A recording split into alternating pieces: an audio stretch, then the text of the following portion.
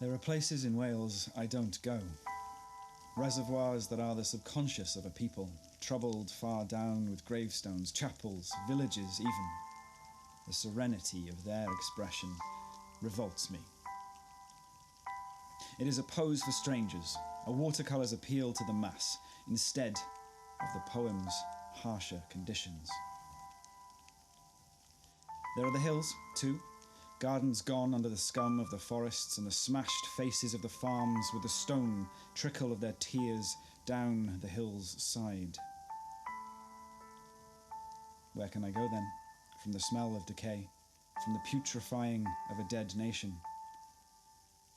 I have walked the shore for an hour and seen the English scavenging among the remains of our culture, covering the sand like the tide and, with the roughness of the tide, elbowing our language into the grave that we have dug for it.